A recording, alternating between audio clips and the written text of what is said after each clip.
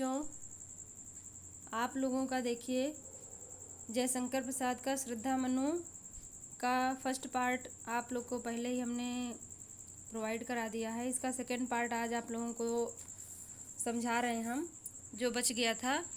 तो देखिए उसको थोड़ा सा आगे से लेकर के हम चलते हैं ताकि आपको अच्छे से वो समझ में आ जाए।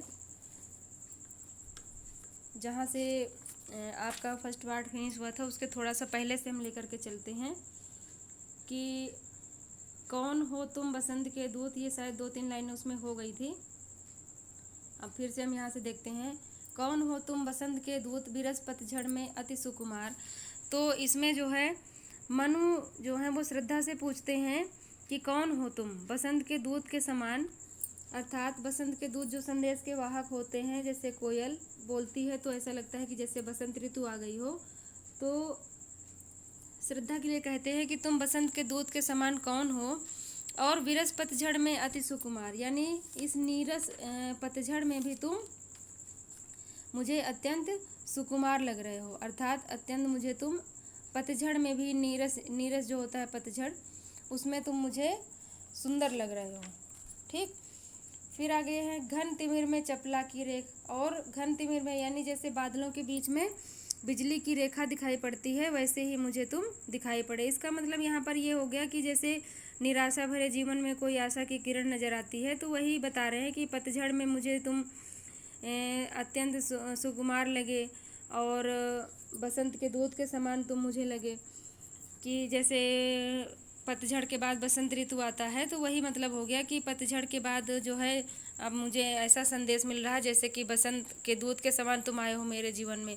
और बादलों के बीच में जो बिजलियां होती हैं, बादल के बीच में बिजली की रेखा के समान तुम मुझे लग रहे हो। और कैसे लग रहे हो, तपन में शीतल मंद बयार। तपन में जो तपन होती है यानी उष्णता या गर्मी होती है, उसमें तुम मुझे कैसे लग रहे हो, शीतल मंद बयार की तरह हो तुम मेरे लिए। फिर इतना मतलब उन्होंने पूछा। अब लगा कहने आगंतुक व्यक्ति यानी श्रद्धा। तो श्रद्धा जो है वो बताने लगी अपने बारे में और कहने लगी। तो लगा कहने आगंतुक व्यक्ति से मतलब यहाँ पर है कि श्रद्धा कहने लगी, मिटाता उत्कंठा सब विशेष। और जो उनके मनु के अंदर जो उत्कंठा थी, उस उत्कंठा को मिटाता हुआ उनका शब्द था, या उत्कंठा को मिटाने वाली उनकी बाणी थी, वो बोलने लगी। और मनु को कैसा लग रहा था, दे रहा हो कोकिल सानंद। तो उनके जो शब्द थे वो कोयल के समान आनंद प्रदान करने वाले थे। अर्थात इतनी मीठी वाणी थी कि जैसे कोयल बोल रही हो और उससे आनंद की प्राप्ति हो रही हो। सुमन का ज्यों मधुमय संदेश। और जिस प्रकार से सुमन यानी पुष्प का जो है कोई मधुमय संदेश, यानी जो पुष्प होते हैं, जो वायु बहती है उनमें सुगंध जो है वो चारों ओर फैलती है मीठा सा संदेश देते हुए, उसी तरह से फूलों का कोई मीठा सा संदेश के जैसे उनको उनकी बाणी लगी। और ठीक, तो वो बता रही हैं, देखिए अपने बारे में यहाँ से कि भरा था मन में नव उत्साह। श्रद्धा कहती हैं मनु से कि मेरे मन में एक नया उत्साह भरा हुआ था। क्या भरा हुआ था, कि सीख लूँ ललित कला का ज्ञान, कि मैं ललित कलाओं का ज्ञान सीख लूँ। ठीक, इधर रह गंधर्वों के देश। इधर मतलब अभी बताया था ऊपर मृषण गांधार देश के। तो कहती हैं कि मेरे मन में यह उत्साह, नया उत्साह भरा हुआ था कि मैं यहाँ ये गंधर्वों का देश जो देश है, इस देश में रह कर के मैं कुछ ललित कलाओं का ज्ञान प्राप्त कर लूँ। और पिता की हूँ प्यारी संतान, मैं अपने पिता की प्यारी संतान हूँ। फिर बताते हैं, दृष्टि जब जाती हिमगिर और प्रश्न करता मन अधिक अधीर। परंतु मेरी जब दृष्टि हिमगिरी यानी इन ऊंचे ऊंचे पहाड़ों की ओर जब मेरी दृष्टि जाती थी, तो प्रश्न करता मन अधिक अधीर, मेरा मन जो है वो मुझसे अत्यंत अधीर होकर के मुझसे प्रश्न करता। आगे देखिए, धरा की यह सिकुड़न भयभीत, आह कैसी है क्या है पीर। अर्थात मेरा मन जो है वो अधीर होकर मुझसे प्रश्न करता कि धरा की यह सिकुड़न भयभीत, धरा की यानी पृथ्वी की, यह कैसी सिकुड़न भयभीत, अर्थात जैसे कि कहीं ऊंचा कहीं नीचा, इस तरह से जो सिकुड़न होती है। तो कहते हैं कि मेरा मन मुझसे अधीर होकर प्रश्न करता था कि यह धरा की कैसी सिकुड़न है, आह कैसी है, कैसी मतलब इसकी आह है, और क्या है पीर, इसकी पीड़ा क्या है, ये सब मतलब मेरे मन में जिज्ञासा जागृत होती थी। तो क्या हुआ कि बढ़ा मन और चले ये पैर, मेरा मन जो है वो बढ़ चला, इन्हीं की यही प्रश्नों के उत्तर ढूंढने के लिए मेरा मन बढ़ चला और पैर ये जो है मेरे चल पड़े।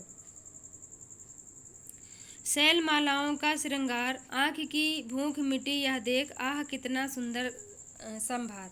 कहती हैं कि जब मैंने इन शैल मालाओं का श्रृंगार देखा, अर्थात पर्वत श्रेणियाँ जो हैं इनकी शोभा देखी, इनकी सुंदरता देखी मैंने, तो मेरे आँख की भूख जो थी वो मिट गई। अर्थात जो सुंदर दृश्य मेरी आँखें देखना चाहती थी वो मैंने देख लिया। आह कितना सुंदर संभार, मैंने देखा कि आह कितना सुंदर यहाँ का दृश्य है, ये सब मैंने देखा तो मेरी आँखों की भूख मिट गई। ठीक, यहाँ देखा कुछ बलि का अन्न, भूत हित रथ किसका यह दान। और मैंने इन पर्वत श्रेणियों में और क्या देखा, यानी पर्वतों में मैंने और क्या देखा कि यहाँ पर कुछ बलि का अन्न पड़ा हुआ था। बलि का अन्न मतलब कि जैसे कोई व्यक्ति जैसे कुछ खाते हैं तो थोड़ा सा वो निकाल देते हैं किसी के लिए भी, तो वो बलि का अन्न हो गया।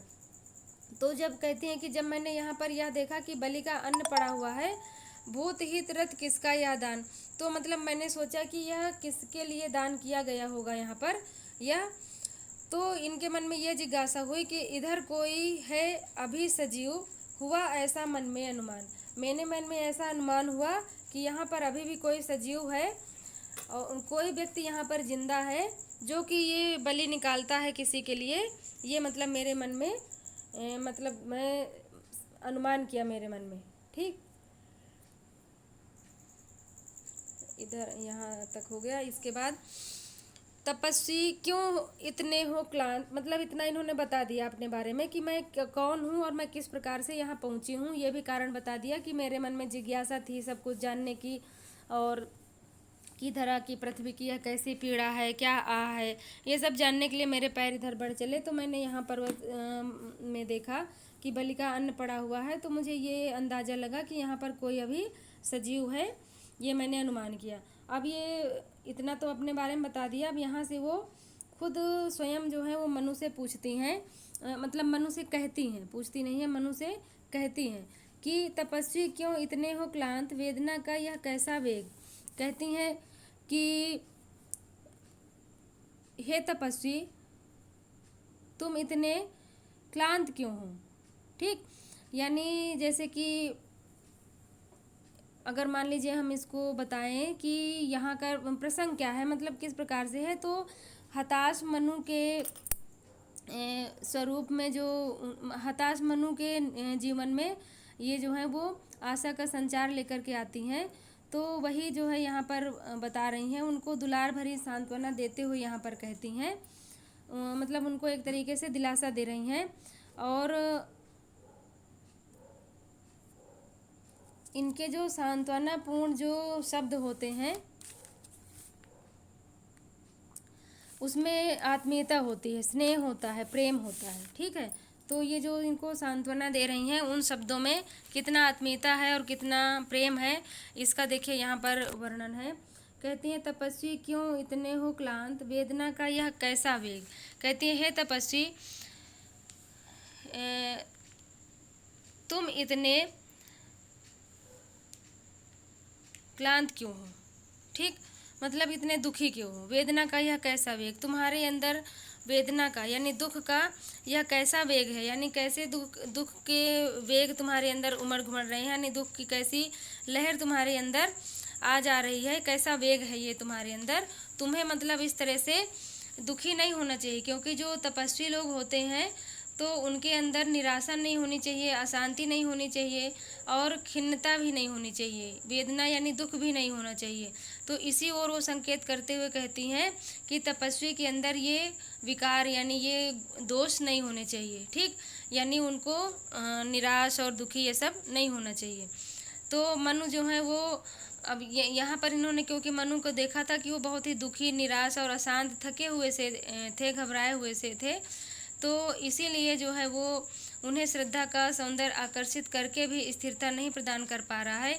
यानी मनु ने जो है देखा तो था कि श्रद्धा जो है वो बहुत ही ज़्यादा सुंदर है और उनका सौंदर्य देख करके वो आकर्षित हो करके भी स्थिरता नहीं पा रहे हैं वो, कि उनका मन जैसे स्थिर हो जाए, क्योंकि इनके सामने रह रहकर प्रलय की विभीषिका और उसका भयानक दुखद परिणाम उपस्थित हो जाता है।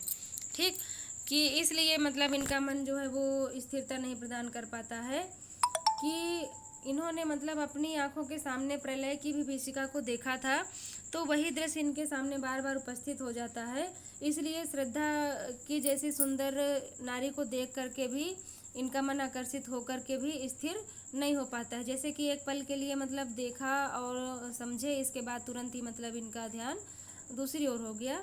ये है यहाँ पर मतलब। तो तपस्वी क्यों हो इतने क्लांत, हे तपस्वी तुम इतने क्लांत क्यों हो, वेदना का यह कैसा वेग, तुम्हारे अंदर वेदना का यह कैसा वेग है, ये नहीं होना चाहिए तपस्वी के अंदर। ओ तुम कितने अधिक हताश, बताओ यह कैसा उद्वेग, तुम कितने हताश हो, कितने परेशान हो, बताओ यह कैसा उद्वेग है तुम्हारे अंदर, ये कैसी विचार मतलब आ जा रहे हैं, ये कैसा उद्वेग है, ये इसमें कहती हैं मतलब समझाते हुए।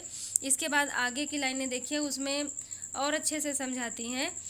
तो अब इसमें देखिए क्या कहती हैं कि दुख की पिछली रजनी बीच विकसता सुख का नमल प्रभात। ठीक, वही मतलब यहाँ पर आप अगर बताएंगे इसमें कि इसकी भूमिका अगर थोड़ा सा बताएंगे तो यही बताएंगे कि जल प्रलय की घटना से दुखी मनु निराश, निरुपाय और अकेले हो गए। उन्हें उनका जीवन नीरस और दुखी दिखाई देने लगा और सफलता भी उनको काल्पनिक लगने लगी, कि सफलता नाम की कोई चीज़ भी होती है। उनके विचार जो हैं वो पलायनवादी हो गए थे, अर्थात एक पल में कुछ और दूसरे पल में कुछ और। किंतु श्रद्धा के आगमन के बाद उनके जीवन में आशा का संचार हुआ। श्रद्धा उन्हें कर्म करने की प्रेरणा देते हुए कहती है। ठीक, आगे देखिए बताती है कि दुख की पिछली रजनी बीच विकसता सुख का नमल प्रभात। कहती हैं कि सांसारिक सुख और दुख का चक्र जो है वो चलता रहता है। ठीक, जैसे कि दुख की पिछली रजनी बीच, दुख की जो पिछली रातें होती हैं उनके बीच में विकसता सुख का नवल प्रभात, सुख का जो है वो नया सूरज विकसित होता हुआ दिखाई देता है, यानी नया सूरज उगता है। इसका मतलब यहाँ पर समझाते हुए कह रहे हैं कि दुख के बाद सुख अवश्य आता है। ठीक, यहीं पर यहाँ पर कहने का मतलब ये हो गया कि सांसारिक जीवन में इसका चक्र निरंतर चलता रहता है, दुख के बाद सुख, सुख के बाद दुख, दुख के बाद सुख, इस तरह से चलता रहता है। तो इन दोनों को हमें समान भाव से स्वीकार कर लेना चाहिए। ठीक, एक पर्दा यह झीना नील छिपाए है जिसमें सुख गात। देखिए अब आगे इसमें क्या बताती हैं कि यह एक झीना सा पर्दा है। ठीक, एक पर्दा यह झीना, यानी यह एक पारदर्शी एक पर्दे के समान है, जिसमें कि क्या छुपा हुआ है, छिपाए है जिसमें सुख गात, जिसमें जो है सुख छुपे हुए हैं। ठीक, यानी कहने का मतलब ये हुआ कि जिस प्रकार एक काली रात के गर्भ में एक सुंदर प्रभात छिपा हुआ होता है, उसी तरह से दुख और सुख को समझना चाहिए, कि यानी दुख में भी सुख छुपा हुआ है, ऐसा समझना चाहिए। ठीक, तो झीना मतलब वही पारदर्शी हो गया, गात मतलब शरीर हो गया। तो कह रही हैं कि यह जो है एक झीना सा पर्दा है, जिसमें जो है सुख के सुंदर स्वप्न जो हैं वो छुपे हुए हैं। जिस प्रकार से काली रात्रि में सुनहरा प्रभात जो है वो छुपा होता है, कि यानी काली रात है तो इसके बाद सुंदर सा सवेरा जरूर होगा, उसी प्रकार से अगर दुख है तो हमें यह अवश्य समझना चाहिए कि इसके बाद सुख हमें अवश्य मिलेगा, उसमें सुख जो है वो छुपा होता है, इतना मतलब पारदर्शी होता है कि वो आना ही आना, यानी दिखाई पड़ता है कि इसके बाद हमें सुख मिलना ही मिलना है। जिसे तुम समझे हो अभिशाप जगत की ज्वालाओं का मूल, यानी जिसे तुमने अभिशाप समझ लिया है वह जगत की ज्वालाओं का मूल, वो तो है अभिशाप नहीं है, बल्कि वो जगत की ज्वालाओं का मूल है। जगत में जो कुछ भी है वो सभी चीज़ों का वो जड़ है, वहीं से सारी चीज़ें उत्पन्न होती हैं, तो इसे अभिशाप नहीं समझना चाहिए। ईश का यह रहस्य वरदान कभी मत इसको जाओ भूल। अब यहाँ पर समझाते हुए कह रही हैं कि ईश्वर का यह जो रहस्य है ये वरदान है, यानी जिसे तुम कह रहे हो कि मेरा जीवन निरुपाय है, मैं एक उल्का के समान हूँ, ये सब कह रहे हो, तो इसे अभिशाप नहीं समझना चाहिए, क्योंकि यह ईश्वर का वरदान है और यह बात तुम्हें कभी भी नहीं भूलनी चाहिए, यह बात हमेशा याद रखनी चाहिए। फिर इसके बाद है, लगे कहने मनु सहित विषाद, मधुर मारुत से ये उच्छ्वास। और इसके बाद मनु जो है वो दुख के साथ कहने लगे, विषाद मतलब दुख होता है, तो दुख के साथ मतलब ये बोले, मधुर मारुत से ये उच्छ्वास। और मतलब बताते हैं श्रद्धा को कि तुम्हारे जो ये शब्द हैं, उच्छ्वास यानी जैसे कि बोलना और उससे उसके द्वारा जो सांस आती है, तो कह रहे हैं कि तुम्हारे ये जो शब्द हैं ये मधुर मारुत से यानी एक मीठी सी वायु के समान है तुम्हारे शब्द, अधिक उत्साह तरग आबाद, ये जो हैं अत्यधिक मेरे मन में ये उत्साह भरने वाले हैं। उठाते मानस में सविलास, यानी मनुष्य में ये किसी भी मनुष्य में ये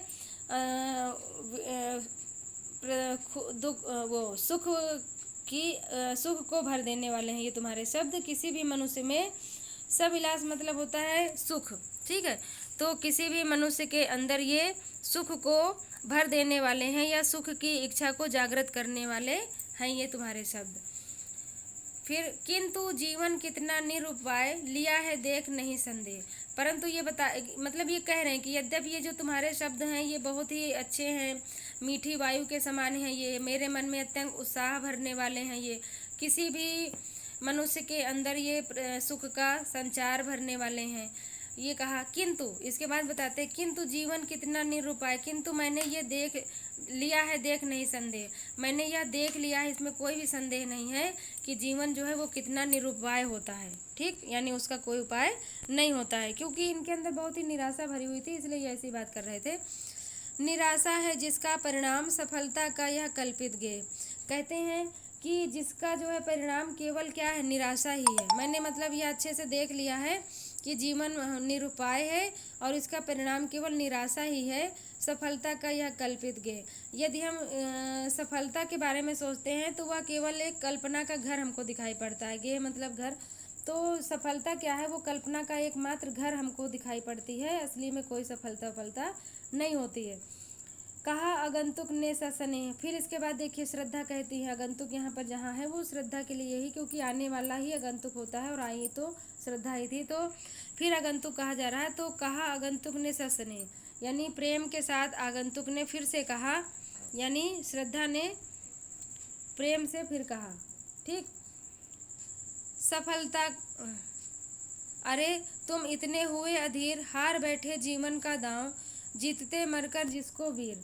अब यहाँ पर बता रही हैं कि अरे तुम इतने अधीर, अर्थात तुम इतने अधीर कैसे हो सकते हो, ठीक, और हार बैठे जीवन का दांव, तुम अपने जीवन का दांव हार बैठे हो, ऐसा लगता है कि जैसे तुम अपने जीवन का दांव हार बैठे हो, तभी तुम इतने अधीर दिखाई पड़ रहे हो।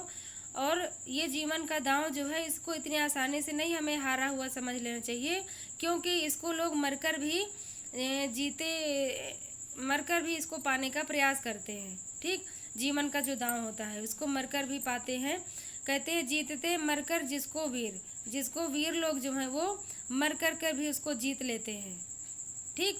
यानी तुम इतने अधीर क्यों हो, तुम इतने अधीर कैसे हो सकते हो, और तुम ऐसा लगता है कि जैसे तुम अपने जीवन का दांव हार गए हो, ऐसा नहीं होना चाहिए, क्योंकि ये जो जीवन का दांव होता है इसको वीर लोग जो है वो मर कर भी इसको जीत लेते हैं, वो हारते नहीं हैं, जैसे तुम हार मान गए हो वैसे वो लोग हारते नहीं हैं, ठीक। अब आगे बताती हैं, देखिए फिर उनको कहती हैं, तप नहीं केवल जीवन सत्य, यानी जीवन का जो सत्य है वो केवल तपस्या ही नहीं है। कहती हैं कि हे तपस्वी यानी हे मनु, केवल तप ही जीवन की वास्तविकता नहीं है।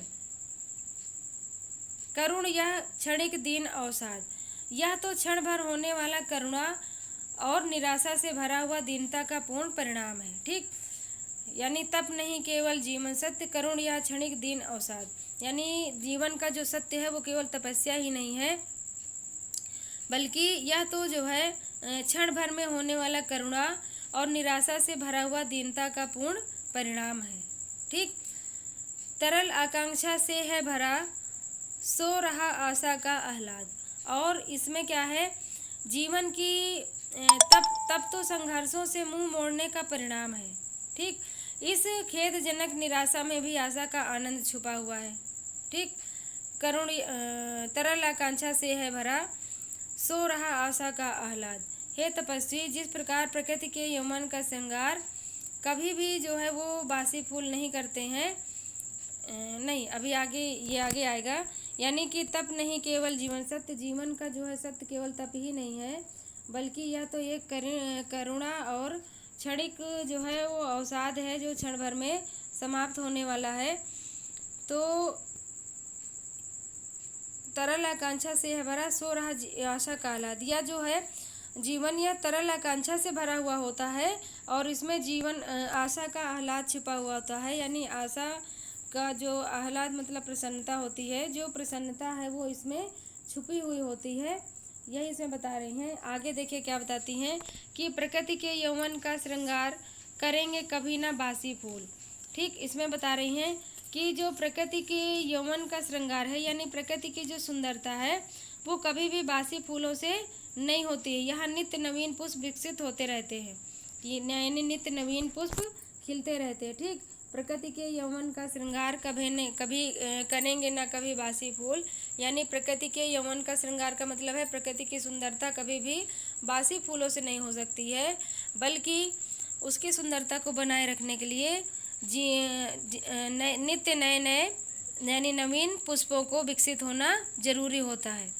ठीक, और बासी फूल जो है वो शीघ्र ही धूल में मिल जाते हैं। ठीक, आगे है देखिए, मिलेंगे वे जाकर अति शीघ्र, आ उत्सुक है उनकी धूल। यानी ये जो बासी फूल होते हैं वो शीघ्र ही जाकर के धूल में मिल जाते हैं। धूल भी उनको अपने से मिलाने के लिए उत्सुक रहती है, यानी वो जो धूल है उन फूलों को अपने आप में मिलाने के लिए उत्सुक रहती है। ठीक, आह उत्सुक है उनको धूल, यानी धूल उनको अपने आप में मिलाने के लिए उत्सुक रहती है कि हम जल्दी से इसको मिला लें। फिर इसके बाद देखिए आगे की लाइनें हैं, एक तुम यह विस्तृत भूखंड प्रकृति यौवन से भरा अमंद। यानी तुम एक, केवल तुम एक हो और यह जो है विस्तृत भूखंड, यह भूखंड क्या है, बहुत बड़ा है। यानी तुम तो अकेले केवल एक हो, परंतु यह जो विस्तृत भूखंड है ये बहुत बड़ा है, विस्तृत यानी बहुत विस्तार से है ये। प्रकृति वैभव से भरा अमंद, और ये जो भूखंड है ये प्रकृति वैभव से भरा हुआ, यानी प्रकृति की जो सुंदरता है उसकी बहुत ज़्यादा मात्रा में है, उससे यह भरा हुआ है। ठीक,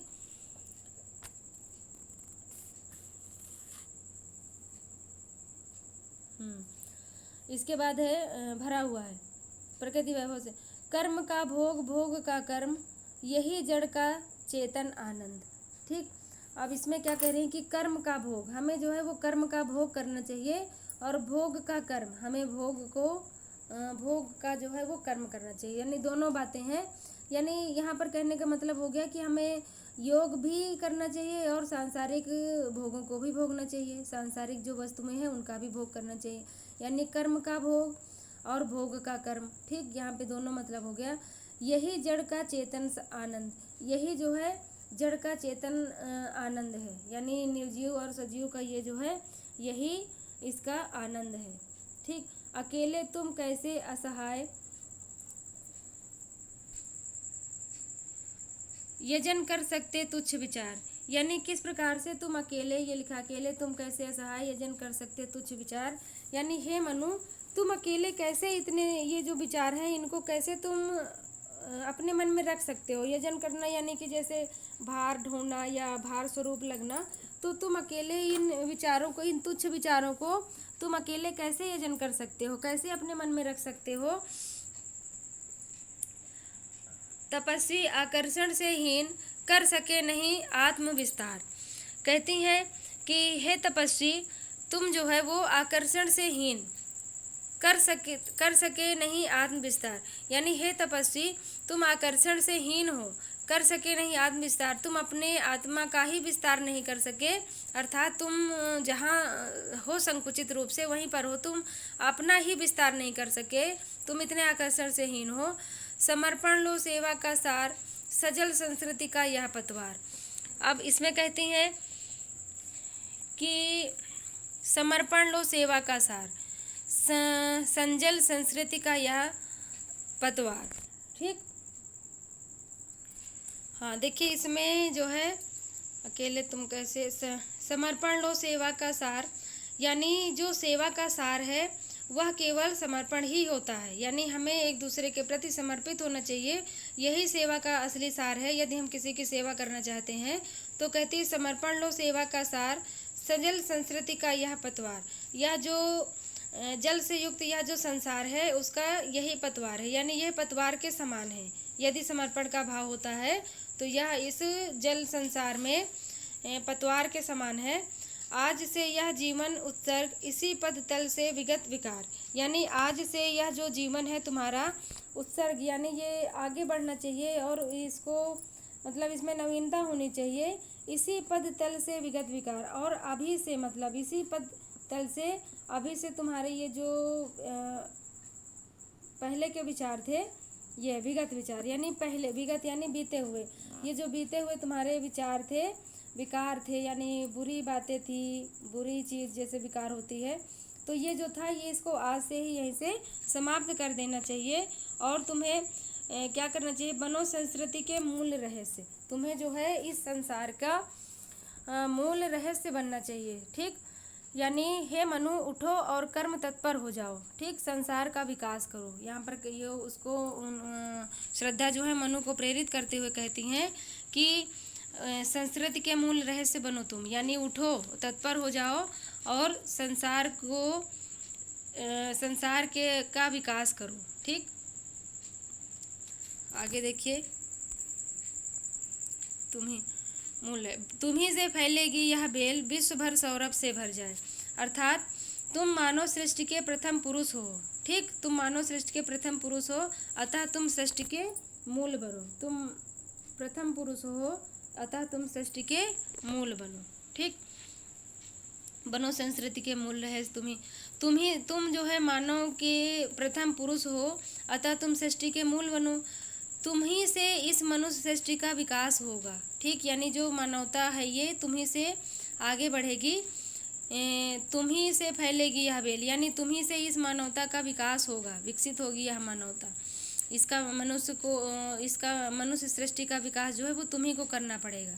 ठीक, विश्व भर सौरभ से भर जाए, यानी जगत में मानवता की लता की जो बेल है वो फैलेगी और सुंदर भावनाओं के पुष्प विकसित करो, ताकि जो है जीवन में सुंदर भावनाओं के साथ अच्छे अच्छे कर्म करो, जिससे संसार में तुम्हारा यश फैले। ठीक, विश्व भर सौरभ से भर जाए, ये तुम्ही से फैलेगी यह बेल, अर्थात तो ये जो लता बेल है, जैसे कि पुष्प विकसित करने वाली जो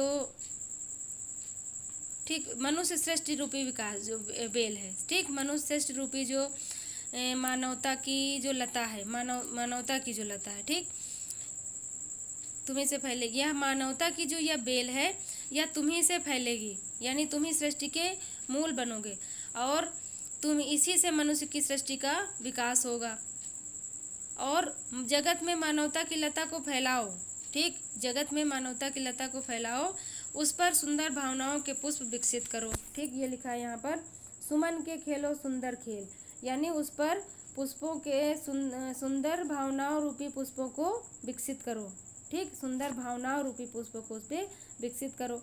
और यह क्या तुम नहीं सुनते विधाता का मंगल वरदान, और मतलब क्या तुम विधाता का जो मंगल वरदान है उसको तुम नहीं सुन रहे हो, उसको तुम नहीं सुनते हो।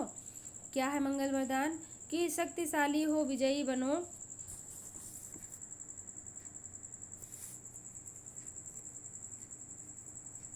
हाँ शक्तिशाली हो विजयी बनो, यानी तुम शक्तिशाली हो और तुम विजयी बनो, अर्थात हर जगह तुम्हें विजय प्राप्त हो। विश्व में गूंज रहा जयगान, विश्व भर में यही जयगान गूंज रहा है कि तुम विजयी बनो और तुम शक्तिशाली हो। डरो मत अरे अमृत संतान, यानी तुम तो अमृत के संतान हो। अमृत यानी कि जैसे कि कभी भी ना मरने वाला। तो तुम निर्भय होकर के इस मानव सृष्टि का विकास करने के लिए आगे बढ़ो। किसी भी अनिष्ट की आशंका से ना डरो तुम। ठीक, डरो मत अमृत संतान, यानी तुम मरने वाली संतान नहीं हो। तुम किसी भी अनिष्ट की आशंका से डरो मत, तुम आगे बढ़ो और इस संसार को इस संसार में जो मानवता है उसको आगे बढ़ाओ। ठीक, आपका भविष्य मंगलमय है। ठीक, तुम आगे बढ़ो, डरो मत।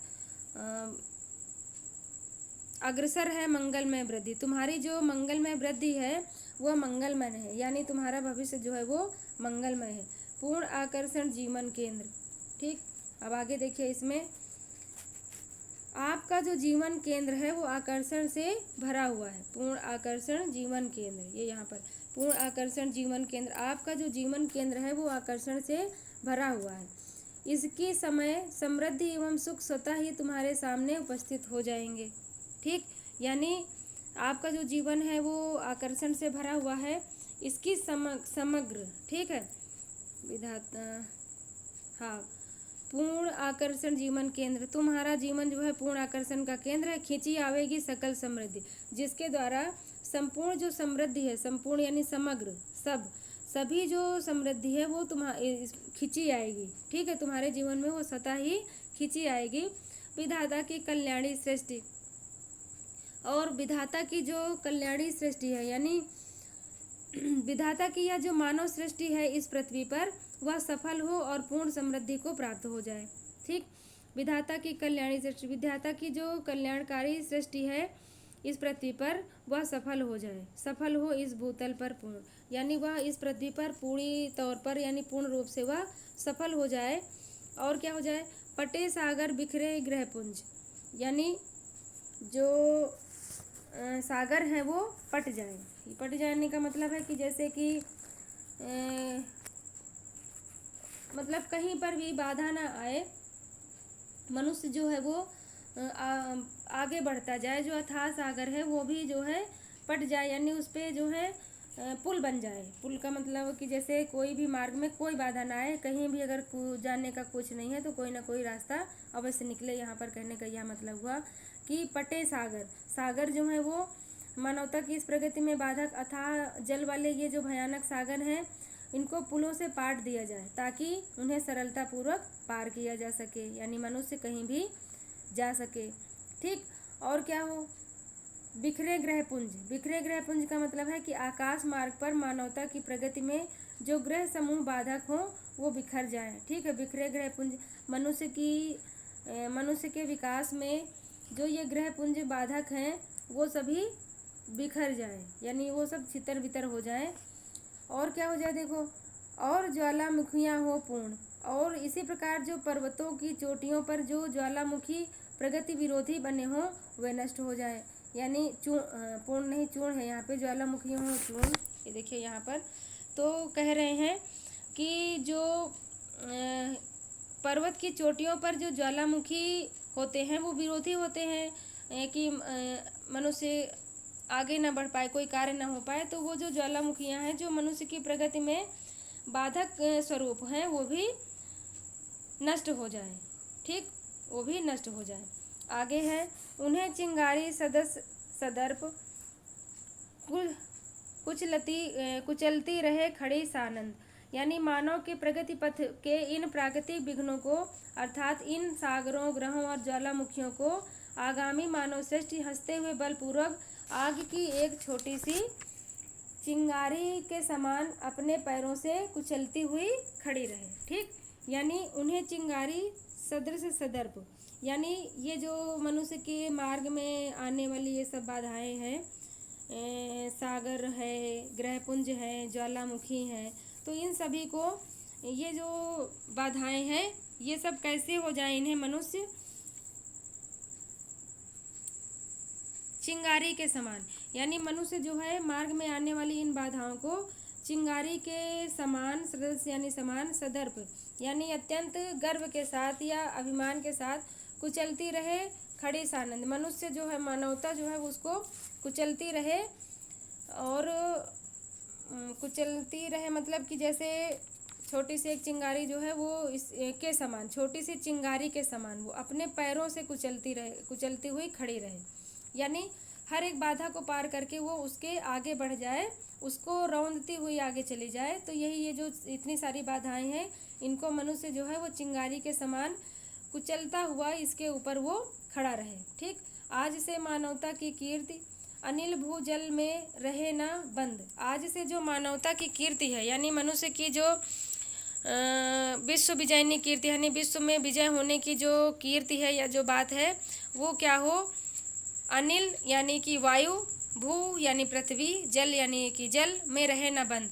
वो क्या हो, मनुष्य की जो विजयनी कीर्ति है वो पवन, पृथ्वी और जल के सागर उसको रोक ना पाए, यानी ना तो उसको वायु रोक पाए, ना धरती रोक पाए, और ना ही जो जल है सागर में वो उसको रोक पाए। अर्थात मानव श्रेष्ठ भविष्य में सब प्रकृति शक्तियों को जीत करके अपने अधिकार में कर ले। ठीक, आज से मानवता की कीर्ति अनिल भूजल में रहे न बंद, यानी मानवता की जो कीर्ति है वो इन सब में बंद न रहे, बल्कि वह अपनी जीत को अपने वो अधिकार में कर ले। ठीक, यह विधाता का वरदान है, यानी विधाता का यह वरदान है कि मनुष्य की जो विजयनी शक्ति है वो कहीं भी रुके नहीं, आगे बढ़ती रहे, और जो विजय का अधिकार है उसको अपने हाथ में ले ले वो। ठीक, इसके बाद आगे देखिए, जलधि के फूटे कितने उत्स।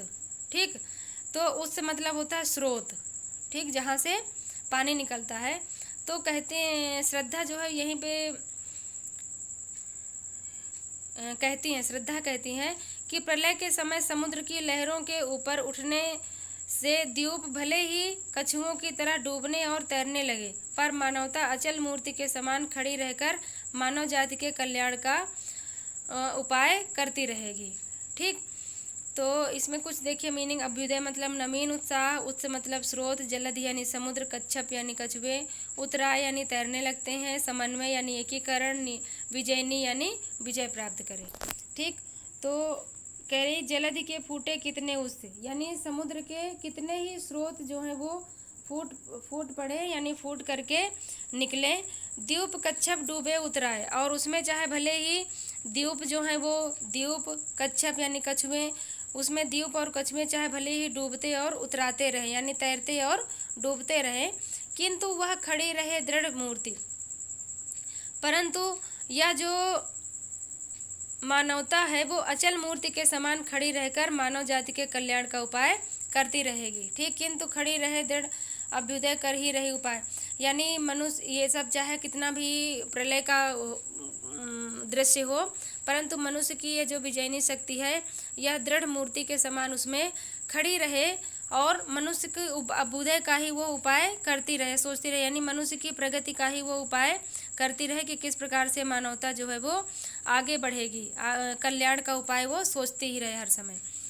शक्ति के विद्युत कण जो व्यस्त विकल बिखरे हैं निरुपाय। अब इसमें क्या बता रही हैं कि आज मानव शक्ति रूपी बिजली के कण अस्त व्यस्त होकर के बिखरे पड़े हैं। ठीक, शक्ति के विद्युत कण जो व्यस्त विकल बिखरे हैं निरुपाय। ठीक, आज मानव शक्ति रूपी बिजली विद्युत कण अस्त व्यस्त होकर के बिखरे पड़े हैं, अतः असहाय हैं। क्योंकि वो अस्त व्यस्त हैं, बिखरे पड़े हैं, तो वो असहाय हैं। उनका एकीकरण होना चाहिए। ठीक, समन्वय उसका करे समस्त, यानी उसका एकीकरण होना चाहिए जिससे मानवता जो है वो शक्ति को प्राप्त करे और संसार का कल्याण कर सके। समन्वय उसका करे समस्त, विजयनी मानवता हो जाए। यदि उसको समस्त जो है वो एकीकरण हो जाए, उसका जो मनुष्य के शक्ति रूपी विद्युत कण, यानी मनुष्य की शक्ति रूपी जो बिजली के कण हैं, जो इधर उधर बेवजह ही सब इधर उधर बिखरे पड़े हुए हैं, यदि उनका एकीकरण कर लिया जाए, यानी उनमें समन्वय की भावना आ जाए, तो यह जो मानवता है वह विजयनी हो जाए, अर्थात उसको विजय अवश्य प्राप्त होगी। उसको विजय प्राप्त करने से कोई भी रोक नहीं सकता है। ठीक, तो जिस प्रकार बिजली के बिखरे हुए कण एकत्रित होकर के अपार शक्ति उत्पन्न करके जन कल्याण करते हैं, यानी बिजली के जो कण हैं यदि वो अलग अलग पड़े होते हैं तो कुछ भी नहीं होता है, परंतु वो इकट्ठा होकर के अपार शक्ति का ऊर्जा का स्रोत बनते हैं, यानी अपार शक्ति उसमें से उत्पन्न होती है और उससे जन का कल्याण होता है। उसी तरह से मनुष्य की जो शक्ति रूपी बिजली के कण हैं जो इधर उधर बिखरे पड़े हैं, उनका एकीकरण होना चाहिए, उनको एकत्रित होना चाहिए, और जब वो ऐसा हो जाएगा तो यह जो समस्त मानवता है वो विजयी अवश्य होगी, उसे विजय पाने से कोई भी रोक नहीं सकता है। ठीक है, तो ये आज आपका ये लेसन कंप्लीट हो गया है। सभी लोग इसको 1 से 2 बार 3 बार जितनी बार में आपको समझ में आता है उतनी बार आप देखिए। अगर आप इसको आप अच्छे से देखेंगे तो इसका कोई भी पैराग्राफ आपसे एग्ज़ाम में पूछा जाएगा, कोई भी पद्यांश और कोई भी उसमें से क्वेश्चन आंसर होगा तो आप उसमें तुरंत ही उसका आंसर बना लेंगे, क्योंकि आपको व्याख्या अच्छे से समझ में आ जाएगी। तो कुछ भी पूछा जाएगा आप बता लेंगे। और वीडियो अगर अच्छा लगा हो तो आप लोग इसको लाइक ज़रूर करेंगे, शेयर करेंगे, और कमेंट बॉक्स में भी आप कुछ भी कमेंट कर सकते हैं। अगर आपको कोई और वीडियो चाहिए तो उसके बारे में भी, या कुछ कमी रह गई हो उसको आप बता सकते हैं। जैसा भी आपको लगा है आप मुझे कमेंट कर सकते हैं। और सारे वीडियोस जो हैं आपको इस चैनल पर मिल जाएंगे 9th से लेकर 12th तक के, तो इसलिए आप इस चैनल को ज़रूर एक बार सब्सक्राइब ज़रूर कर लेंगे, ताकि जब भी हम कोई नया वीडियो बनाएं तो आपके पास उसका नोटिफिकेशन आ जाए, आप जान जाएं कि मैम ने फिर से कोई नया वीडियो डाला है, और सभी लोग इसको देखते रहेंगे। धन्यवाद।